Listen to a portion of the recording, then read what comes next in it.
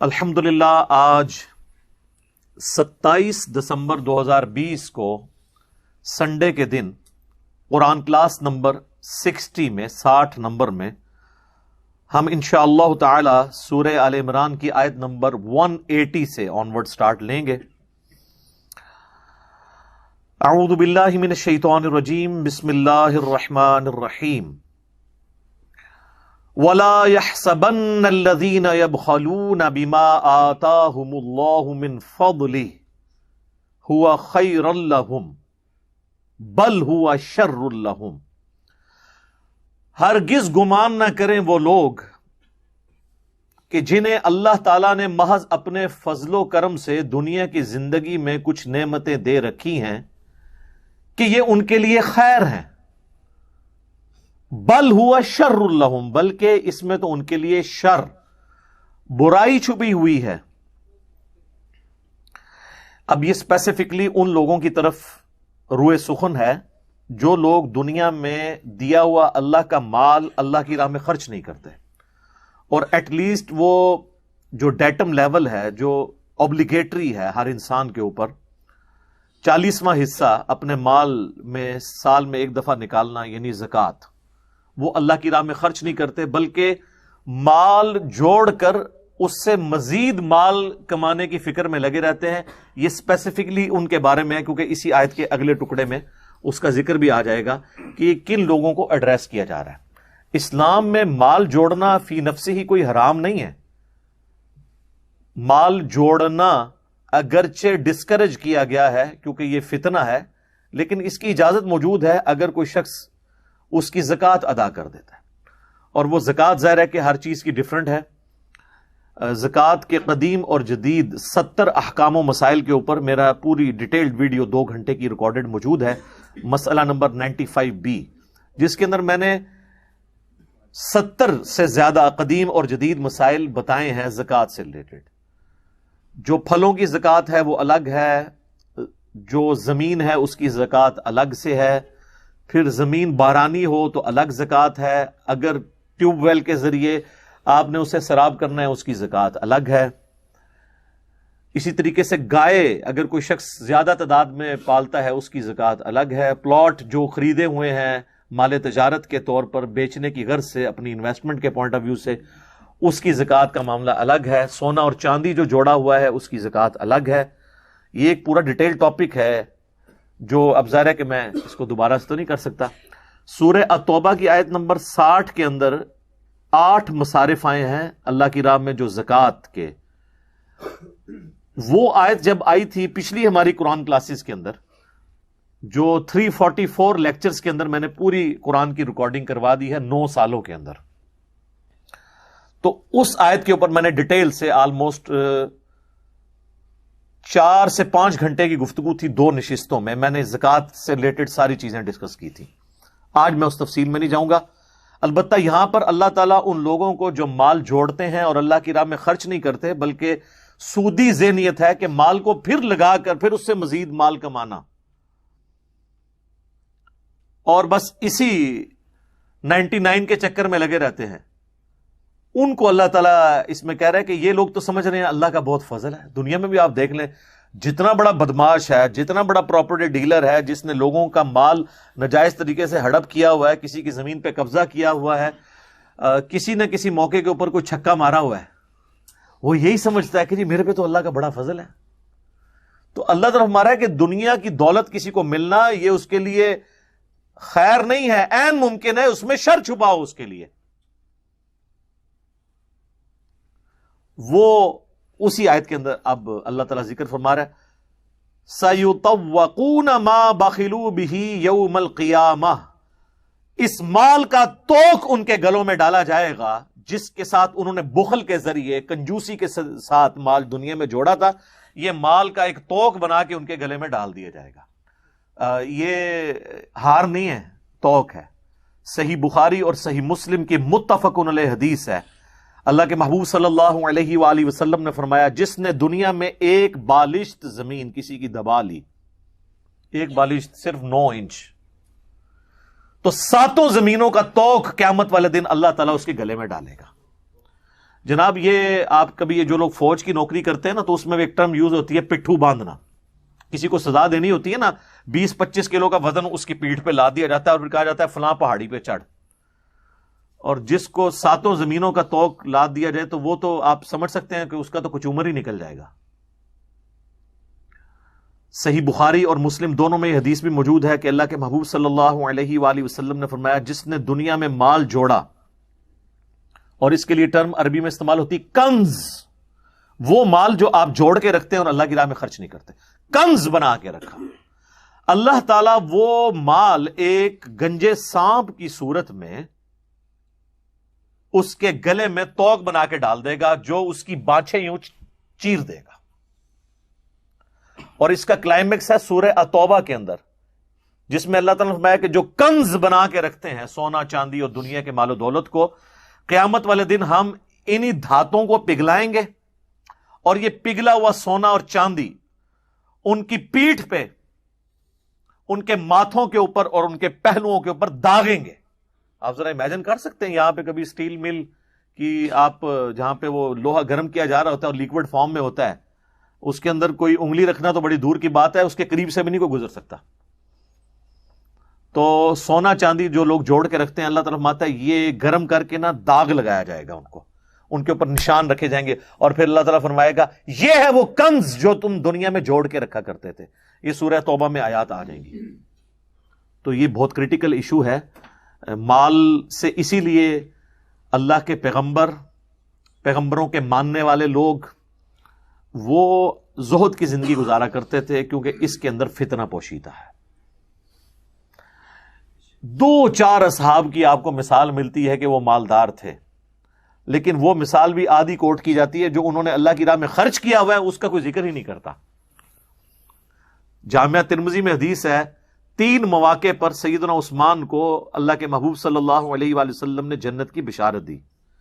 پہلی دفعہ جب انہوں نے مسجد نبوی کی وسعت کے لیے زمین وقف کی خرید کے.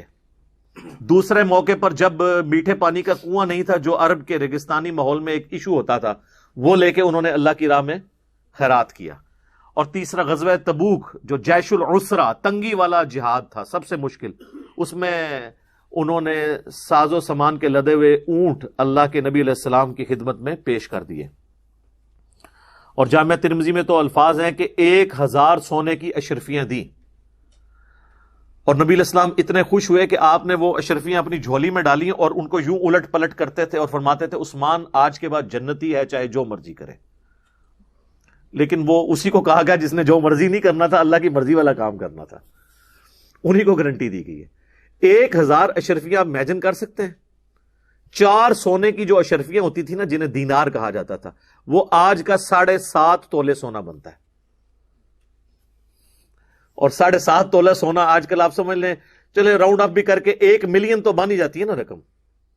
4 دینار 1 ملین آج کا، اور 1000 دینار آپ امیجن کر سکتے ہیں. اور یہ ایک موقع. سر یہ بات کرنا آسان ہے، لہذا ان امیر اصحاب کی مثال دینا غلط ہے. اتنا حوصلہ کسی کے اندر نہیں ہوتا. یہاں پہ بھی جتنے امیر لوگ ہیں نا، آپ ان کے دسترخوان چلتے ہوئے دیکھیں گے، اللہ کی راہ میں انہوں نے خیراتی ادارے بنائے ہوئے ہوں گے، اور اگر آپ ان سے پوچھیں کہ یار آپ اپنی زکوٰۃ کیلکولیٹ کرتے ہیں، وہ کہتے ہیں جی ہم تو بغیر حساب و کتاب کے اللہ کی راہ میں دیتے ہیں. تو یہ کون سا دین ہے جس میں بغیر حساب و کتاب کے اللہ کی راہ میں دیا جاتا ہے؟ یہ لوگوں نے ایک عجیب سی ٹرم بنائی ہوئی ہے، بغیر حساب و کتاب کے. اللہ نے تو کوئی چیز بغیر حساب و کتاب کے نہیں رکھی ہوئی ہے. نمازیں حساب کے ساتھ رکھی ہیں، بغیر حساب کے 5، اور ہر نماز کی رکھتے بھی ہیں. اگر کوئی فجر کی 2 کی بجائے 3 پڑھ لے کے خیر ہے یا اللہ ایک فالتو ہی رکھ لے، تیرے ساتھ کیا حساب کرنا، اس کے وہ 2 بھی 0 سے ملٹیپلائی ہو جائیں گے. یہ کیا آپ نے لوگوں کو ڈاکٹرین سمجھا دی ہے بغیر حساب و کتاب کے؟ نہیں، ایک ایک چیز حساب کے ساتھ. طواف کعبہ کے چکر ہے 7 ہیں، 8 کریں گے تب بھی طواف نہیں ہوگا، 6 کریں گے تب بھی نہیں ہوگا. دنیا میں بھی اگر کسی تالے کو آپ نے کھولنا ہے تو اس کی چابی کے کنگرے ہیں، ایک کنگرا زیادہ ہو یا کم ہو وہ تالا نہیں کھلتا. حساب کتاب اس لیے رکھا جاتا ہے تاکہ کسی آپ ڈیکورم کے ساتھ چیزوں کو فالو کریں. قرآن بغیر حساب و کتاب کے تو نازل نہیں ہوا، 114 صورتیں ہیں اس کی، ہر صورت کی مخصوص آیات ہے. اس طرح نہیں ہوتا. یہ صرف انہوں نے جان چھڑائی ہوتی ہے اصل میں انہیں یہ ڈر ہوتا ہے ہم نے حساب و کتاب کیا تو ابھی تو ہم 5 روپے خرچ کر رہے ہیں، ہمیں تو 5 لاکھ روپے خرچ کرنا پڑ جانا ہے. تو وہ کہتے ہیں بغیر حساب کے کر رہے ہیں.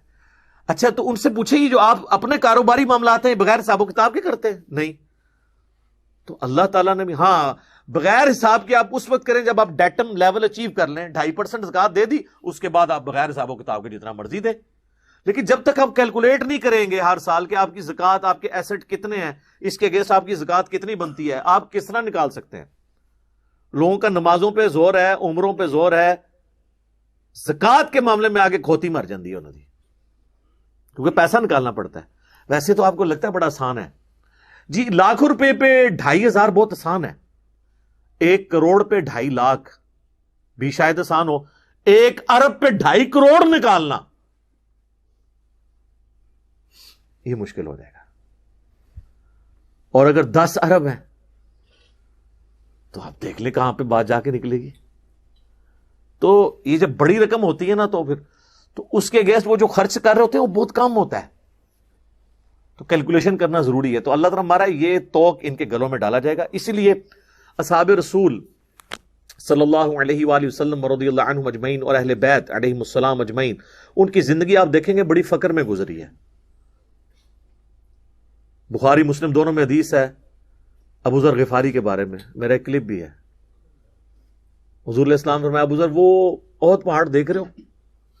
کہتے ہیں میں دل میں سوچنے لگا کہ حضور مجھے کسی کام سے وہاں بھیجیں گے، تو میں نے کیلکولیشن شروع کر دی کہ میں جاؤں گا اور اس ٹائم تک نماز تک واپس آ جاؤں گا.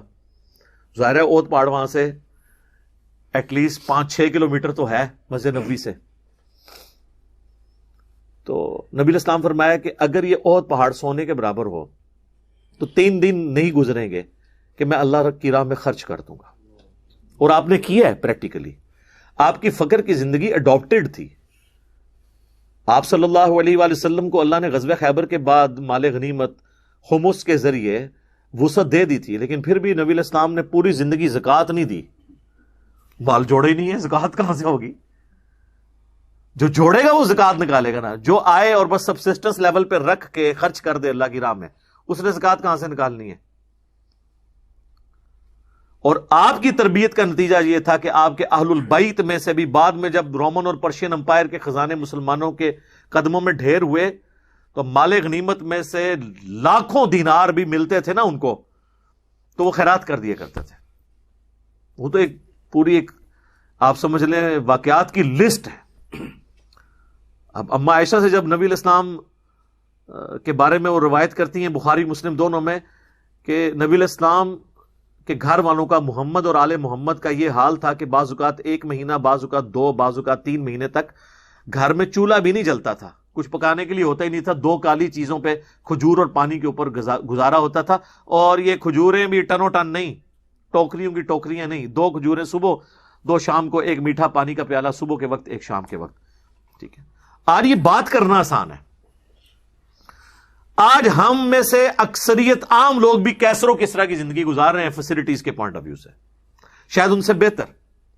اور رومن اور پرشینز امپائر جب رات کو سوتے تھے تو سوتے وقت ان کو کوئی پنکھا نہیں چل رہا ہوتا تھا نا کہ جی ہاں جی سر جی ہن سوتے ہوتے ہن پنکھا چلیے تو اڈے تو سوتے بھی ایئر کنڈیشن چل رہا ہوتا ہے.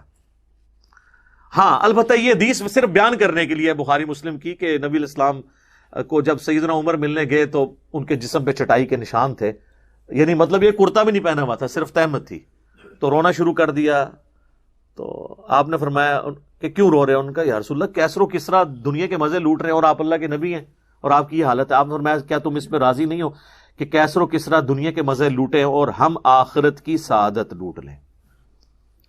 بخاری مسلم دونوں میں حدیث ہے مجھے اپنے بعد یہ خطرہ نہیں کہ تم بھوکے مر جاؤ گے، بلکہ مجھے یہ تو ڈر ہے کہ دنیا کے خزانے تم پر کھول دیے جائیں گے اور تم بھی دنیا کے مال کی محبت میں مبتلا ہو کر تباہ و برباد ہو جاؤ گے جس طرح اگلے لوگ ہو گئے.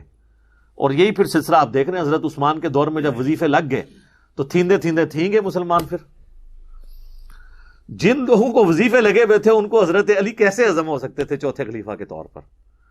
کیونکہ انہوں نے تو پھر حضرت عمر کی طرح اسٹرکٹ مینجمنٹ تھی ان کی، تو ان کے مفادات جڑے ہوئے تھے بیسیکلی. بہانہ اس کے لیے کچھ اور، جیسے آج بھی پولیٹیکل لیڈرز آپ دیکھیں پیچھے سامنے فرنٹ پہ کوئی اور چیز رکھی جاتی ہے اور بہانہ کسی اور چیز کو بنایا جاتا ہے اور بیک گراؤنڈ میں اور چیز ہوتی ہے. تو جن لوگوں نے نبی علیہ السلام کی صحبت کی ہوئی تھی وہ کوشش کرتے تھے کہ بچ کے رہیں اس طرح کے معاملات سے. بخاری مسلم دونوں میں حدیث ہے, نبی علیہ السلام کے سامنے سے ایک غریب آدمی گزرا. آپ نے فرمایا اپنے اصحاب سے اس کے بارے میں تمہارا کیا خیال ہے؟ انہوں نے کہا یا رسول اللہ, یہ جس دروازے پہ جائے دھتکار دیا جائے, اگر کسی کی بچی سے کا رشتہ اس کے باپ سے مانگے تو اس کو کوئی رشتہ نہ دے, یہ تو اتنا مفلس اور ناچار ہے. تھوڑی دیر بعد ایک امیر شخص گزرا اور فرمایا اس کے بارے میں تمہارا کیا خیال ہے؟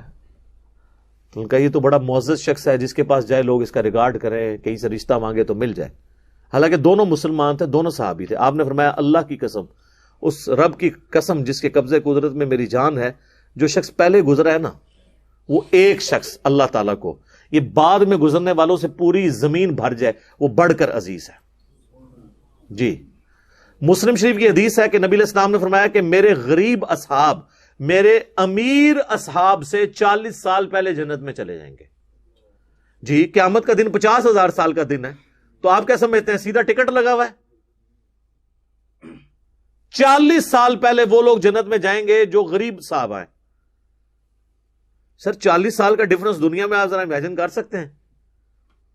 جانا دونوں جنتی گروپ پارٹیاں ہیں, لیکن جنہوں نے مفلسی کی زندگی گزاری ہے, فقر کی زندگی گزاری ہے. اسی لیے صحیح بخاری مسلم میں آتا ہے عبداللہ بن عمر ہمیشہ غریب صحابہ کے ساتھ اپنا وقت گزارا کرتے تھے, اور لوگ پوچھتے تھے کیوں؟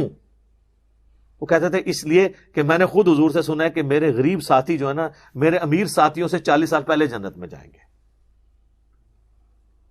یہ تو میرا ایک فیوریٹ ٹاپک ہے اور میں پورے پیشن کے ساتھ اس پہ بول سکتا ہوں, اس لیے کہ میں صرف باتیں نہیں کرتا ہوں, میں کوشش کرتا ہوں کہ میں اپنی زندگی میں بھی اس چیز کو اڈاپٹ کروں. تو یہ معاملہ بڑا خطرناک ہے. بخاری اور مسلم دونوں میں حدیث ہے, نبی علیہ السلام اکثر دعا کیا کرتے تھے, اے اللہ محمد اور آل محمد کو بس اتنا ہی رزق دینا کہ ان کی سانسیں چلتی رہیں, سبسسٹنس لیول کے اوپر. تو آج جن کے پاس ڈھیروں مال و دولت نہیں ہے ان کو پریشان ہونے کی ضرورت نہیں ہے.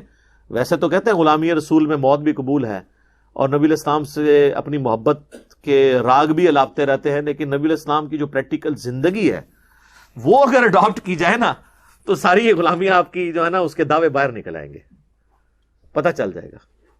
تو کیونکہ قرآن حکیم کی ساری تعلیمات جو ہیں وہ کنڈیم کرتی ہیں مال و دولت کو زیادہ تعداد میں جوڑنا, کیونکہ یہ فتنے میں مبتلا کر دینے والی چیز ہے.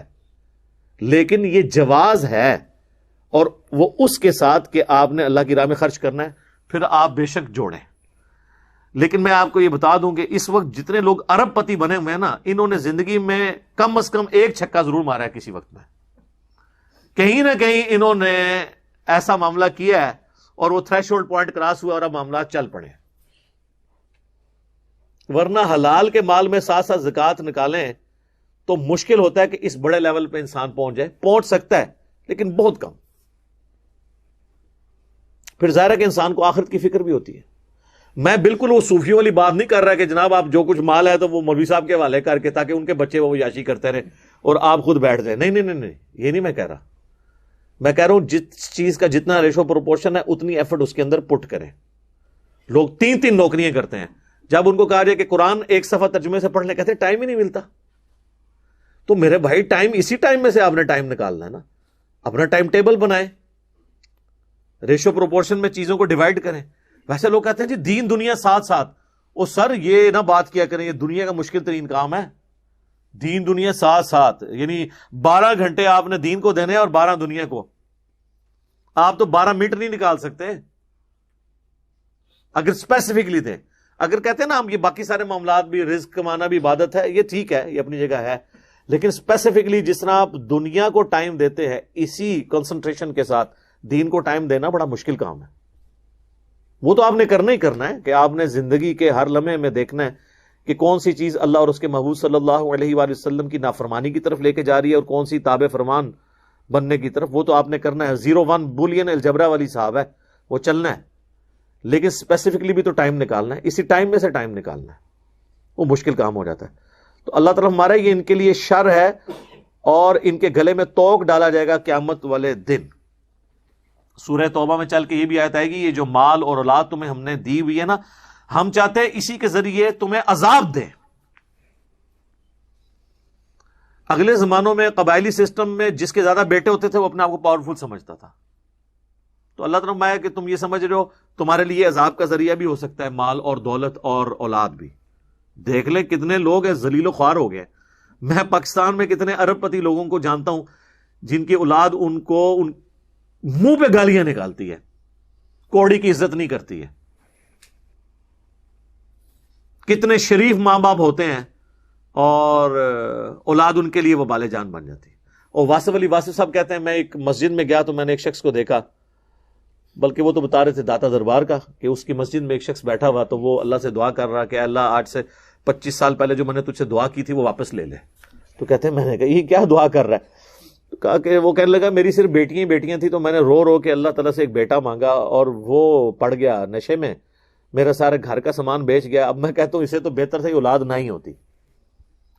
یہی چیز اللہ تعالیٰ نے مسئلہ تقدیر سمجھایا نا قصہ موسیٰ اور خضر میں قرآن حکیم کے اندر, جو ایک بچے کی گردن مروڑ دی تھی. وہ ناک قتل نہیں کیا تھا, اسرائیل کی ڈیوٹی اس نے سنبھالی تھی. اس نے چھوٹی عمر میں اللہ نے کہا کہ موت اس کو دے دی ہے, اس نے بڑے ہو کے تیرے لیے وبال بننا تھا. اس سے اللہ نے مسئلہ تقدیر سمجھایا کہ اگر دنیا میں آپ کو کوئی تکلیف پہنچے تو آپ اس میں چھپے ہوئے شر کو یاد کر لیں. یہ نہ 25 سال بعد دعا کر رہے ہوں کہ اللہ واپس لے لے. تو اللہ نے اگر شروع واپس لے لیا تو آپ یہ سمجھیں اسی میں میرے لیے بھلائی ہے. سورۃ البقرہ میں ہے بعض چیزوں میں تم سمجھتے ہو وہ بظاہر خیر نظر آ رہی ہے, اس میں شر تمہارے لیے چھپا ہوتا ہے, اور بعض اوقات کوئی شر والی چیز ہے اس میں خیر تمہارے لیے چھپا ہوتا ہے. اللہ جانتا ہے, تم نہیں جانتے. تو اس لیے اگر کوئی اللہ کی طرف سے تکلیف آئے تو انا للہ و انا الیہ راجعون, یہ ہمارا ایٹیچیوڈ ہونا چاہیے. تو اللہ تعالیٰ ہمارے ہم تو چاہتے ہیں کہ قیامت والے دن اس مال کو ان کے گلوں کا توق بنا دیں جو دنیا میں انہوں نے جوڑا تھا. وَلِلَّهِ مِيرَاثُ السَّمَاوَاتِ وَالْأَرْضِ, آسمانوں اور زمین کی میراث تو اللہ کی ہے. لوگ تو کہتے ہیں میرے مرنے کے بعد فلاں وارث, اصل میں سب نے ہی مر جانا ہے. الٹیمیٹلی وارث کون ہوگا؟ اللہ. لمن الملک اليوم للہ الواحد القہار واللہ بما تعملون خبیر, اور اللہ تعالیٰ دیکھ رہا ہے جو کچھ تم اعمال کر رہے ہو اس سے باخبر ہے.